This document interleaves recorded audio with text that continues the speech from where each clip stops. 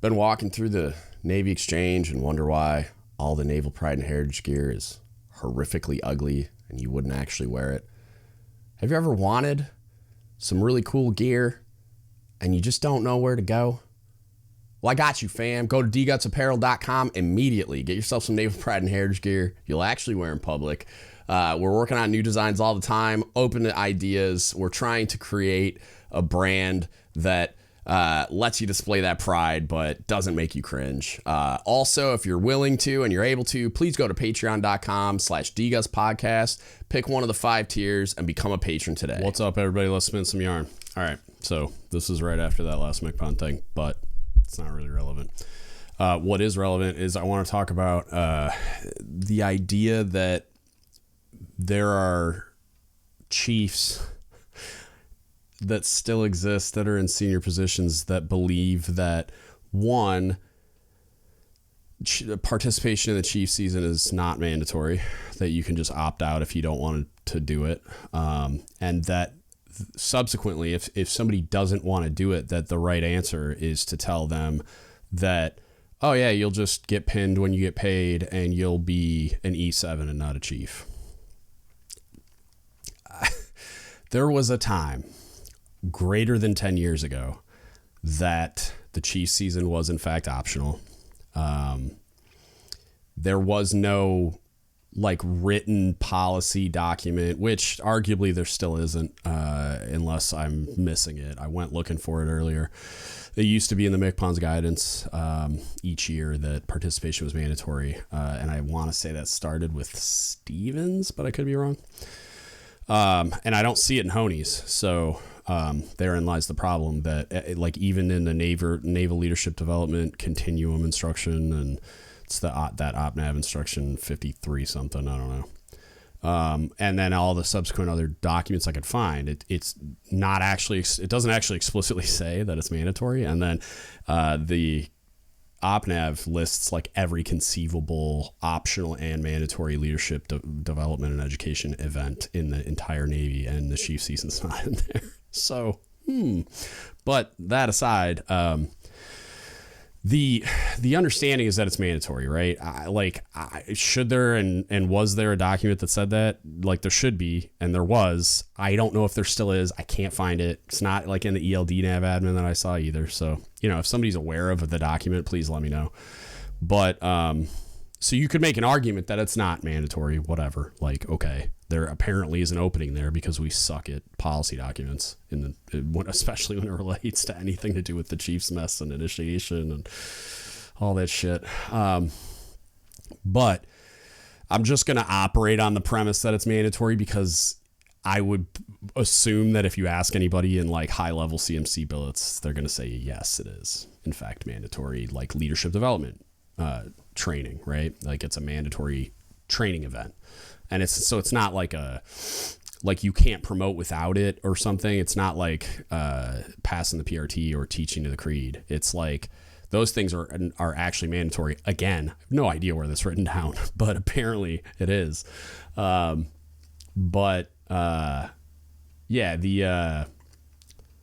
season itself is just essentially an add-on. It's just a training event. If your command says you have to be at engineering department training, that's where you have to be because they said so.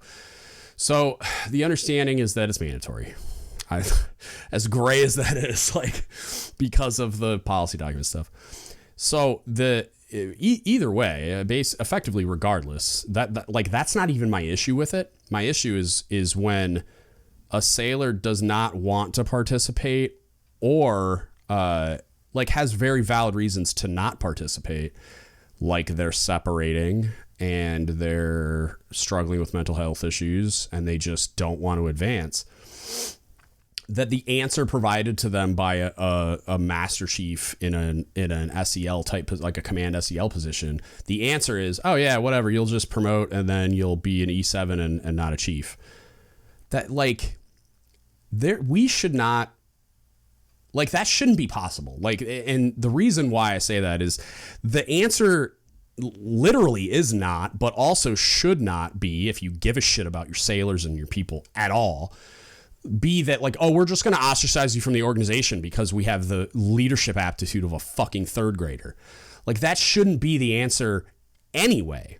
And you can point at, you know, granted, I tore them apart, but those MCPON policy documents where it's like, use your moral compass effectively to guide you and decide whether or not these things are like ethically correct when you're talking about like a leadership context. So in caring for people and caring for your sailors, why would your answer be like, oh yeah, we're just going to kick you out of the clubhouse, don't worry about it? Like, one, that's not even real. Like, this you not accepting them into your club thing isn't fucking real. A chief selection board told you, thou shalt prepare this person to be a chief because we said so. Because the Navy Advancement Manual empowers me to do so, and it's signed out by an admiral. So who in the fuck are you to decide who's worthy and who's not? And the answer is, you're nobody. You're nobody in the calculus of who gets to be a chief in the Navy and who doesn't. You don't get a vote. Period. A selection board with a fucking flag officer in the room, and this isn't even just like the whole board, this is just the panel, has a flag officer and a high-level CMC and a whole bunch of master chiefs and senior chiefs that are making the determination based on all the policy documents, based on the records, the evals, all the things, and saying, this is the one.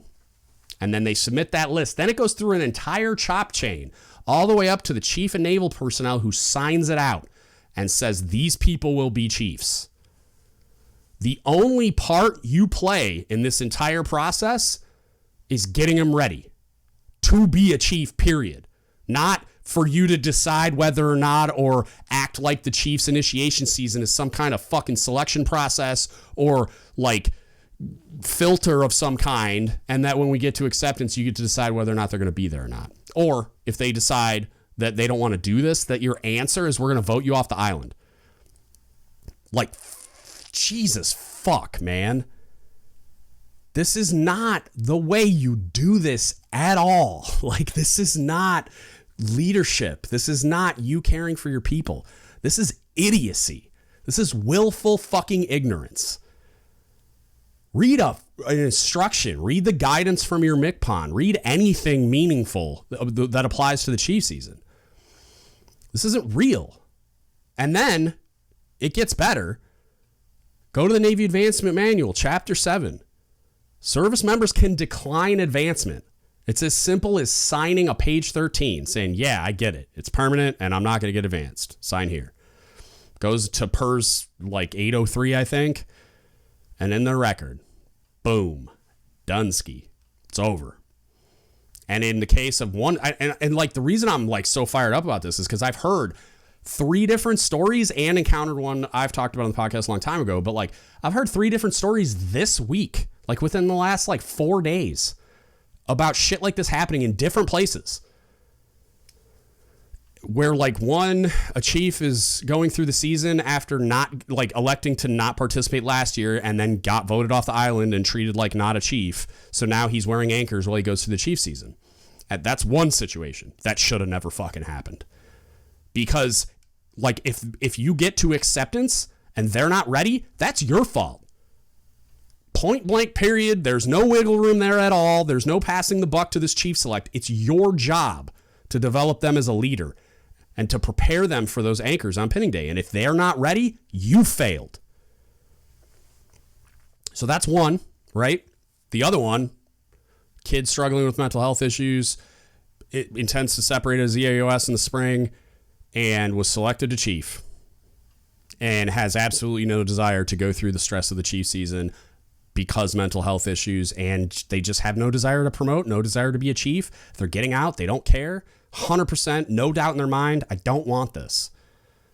So the competent answer is, okay, well, let's see what options there are. Because I don't expect every chief in the Navy or every CMC or SEL or whoever in the Navy to have all these policy documents memorized. But I do expect you to go looking for the fucking answer.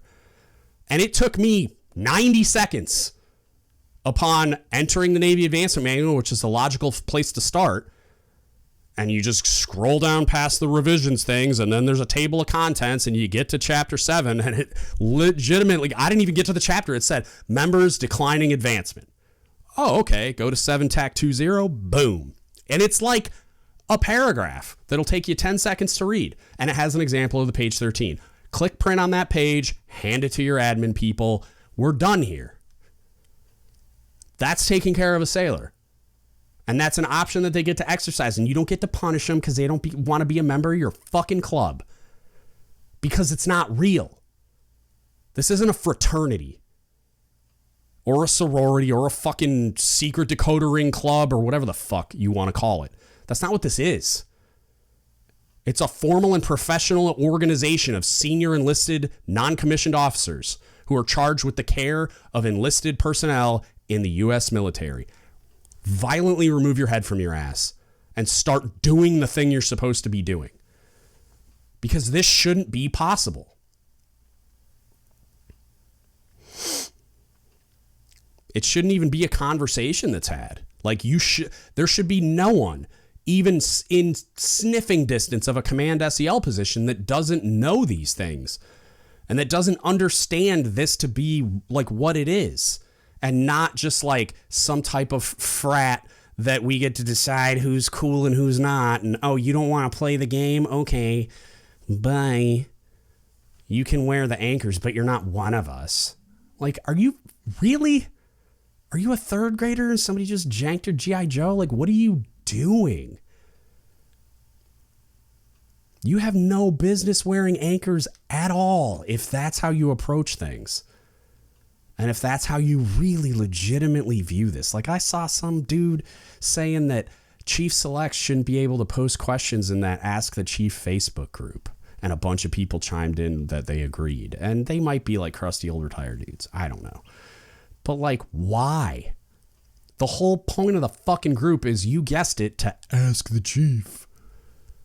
But they can't ask questions just cause it's the chief season? And that should remain secret for no apparent fucking reason. Just cause you're indoctrinated in this stupid fucking nonsensical club. Like what? Like, ask a question. Think critically. And in everything you do, like your prime directive, the thing governing every function and process going on inside your mind is what is in the best interest of my sailors. That's everything. That's the whole thing. It fucking boggles my mind that this is still a thing that happens. Because it's not. I've heard it over and over and over and over again. Even like like last year I heard it, the year before, like every chief season I hear a story about somebody not wanting to participate. And the answer is, all right, well, you'll get pinned on your pinning date. Like same command, different person just got pinned recently at their pinning, like their pay date. And it's like, that's not a thing that you get to do. They were selected by the selection board. They met every single criteria for advancement because Chief's initiation ain't in the book. If you want it to be, rectify that. But right, like as of now, there's nothing in the Navy Advancement Manual that says that's a criteria for advancement. There's nothing in any book that I can find anyway. And again, standing by to be corrected. You know my email address. Like, it's not a thing. You don't get to just treat these people like they're less than, like they're like some outcast just because they didn't play. That's not a real thing. One, they don't get to not play, but not because they are like compelled to do the stupid things to be a member of the club, but because it's a mandatory training event. And that's how it should be treated with learning objectives. Like training objectives where they're actually learning things instead of you just playing fuck games. But it's a mandatory training event. The CO is saying, we're doing this training event. All Chief Selects must attend. So that's the problem that must be addressed. If somebody's like, no, I'm not doing it. Well, that's failure to obey a lawful order and go down that road. You can remove their promotion recommendation. COs, it's in the book. Prepares. You don't even got to send them to MAST. The way I read it, could be wrong about that, legal and all that. I don't know. The way I'm reading the book is like this: if they do something that you prepare a significant problems eval, and you remove their promotion recommendation and just explain they refused to do a and I mean you'd have everything you need to take them to mass and then just do the same thing, right? Remove their promotion recommendation, they're no longer a chief. But you don't get to just be like, fine, we'll pin you, but you don't get to be one of the cool kids. That's not real. There are processes for dealing with these things, and it'd be real neat if people start functioning as a senior enlisted leader in the military. There's policies for a reason. Use them. There are mechanisms for dealing with these things. Use them. In the specific case with the sailor with the mental health problems, there's no disciplinary problem there. He just doesn't want to be a chief. There's a mechanism built into the Navy Advancement Manual for exactly this situation. And it'll take 30 minutes. Maybe longer if the command SEL cares enough to sit down and just talk to them and really make sure they understand what they're doing. This is permanent. Counsel them on the process and that you can't undo this if you change your mind in the spring and decide you want to stay in the Navy. You've declined advancement, so you are where you are. But then admin hands him the page 13, signs it, goes into his record, game over. We're done here. Nothing else to talk about. He's still a first-class petty officer, a valuable contributing member of the team until he separates. Period. You don't get to there's no reprisal for him not wanting to be part of the club. There's no treating him poorly or it's not that you don't get to do that shit. And you shouldn't even want to. And if you do, look in the fucking mirror and critically analyze that. Figure out why you're doing that shit, because it's toxic and it's wrong. And it has absolutely no place in a leadership position of any kind. I don't understand how this is real. I don't understand how higher level CMCs aren't getting wind of this shit and raining hellfire and brimstone down on the command SELs that are allowing this shit to happen under their noses. Because they know, the higher echelon people might not, but those command SELs that have those people in their mess, how could you not know? The COs know. I mean, there had to be a conversation between that command SEL and the CO. Why aren't we pinning whoever, and then they just accept that answer from their command SEL, oh, fuck, what is happening? This is not a real thing. It's not a thing that should be allowed or even possible.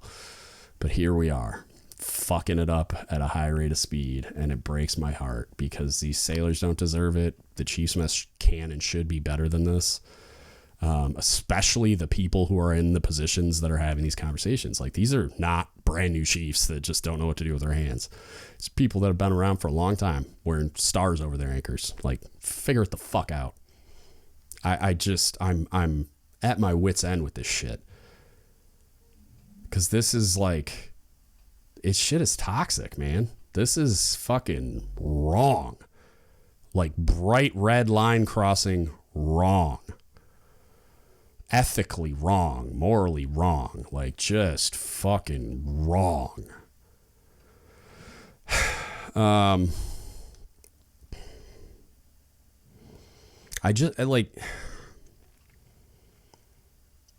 don't understand how we get here either. I was talking earlier to Paul Kingsbury, as I mentioned on the last McPon thing, the same day, for context, that I'm recording this, about how off the fucking rails the mess has gone, and how not only is it ineffective at its only job, but as an organization, again, I always use the caveat of there are shit hot chiefs out there that are doing the best they can. If not just absolutely killing it, they are doing their absolute best and doing a lot more good than not, given the just fucking hellacious circumstances with which they find themselves in. But the organization as a whole, right? I'm holistically talking about the Chiefs mess when I say these things.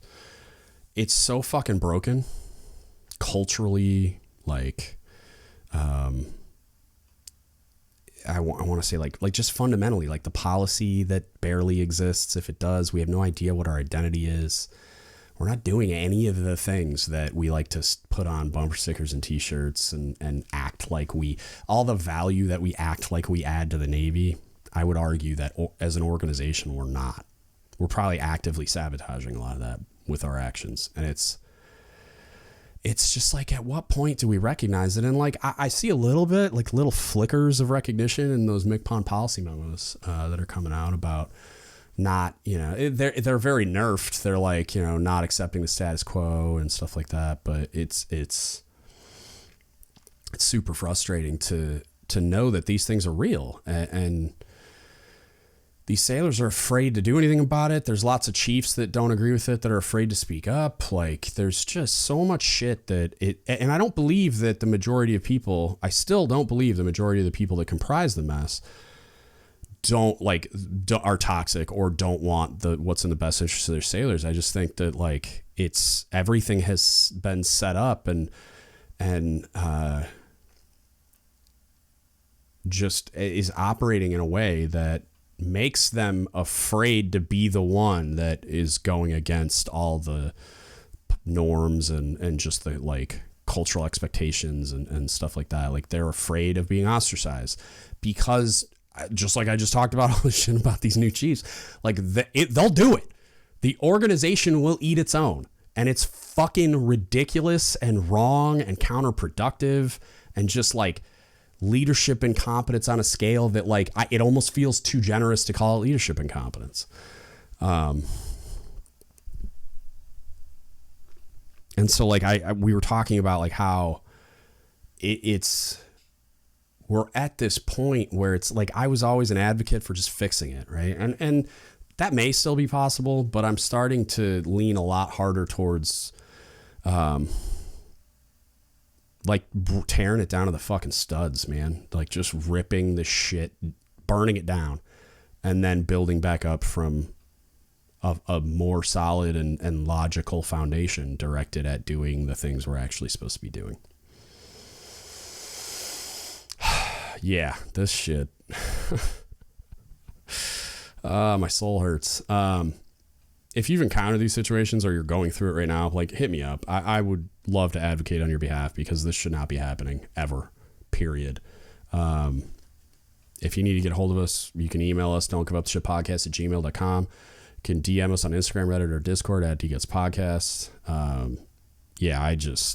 This shouldn't be real ever.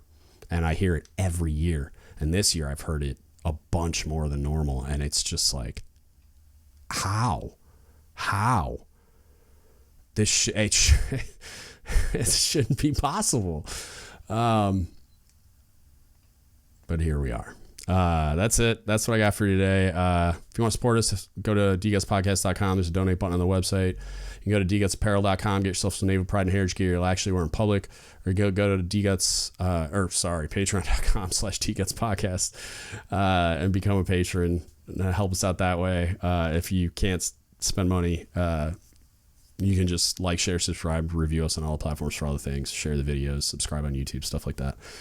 Sorry, my brain is just fried. I'm so frustrated. I mean, I'm like legitimately pissed off. I'm surprised I didn't scream at all, but it shouldn't be real. And if it is and it's not being addressed, please hit me up and I will do all the things I can to advocate for you.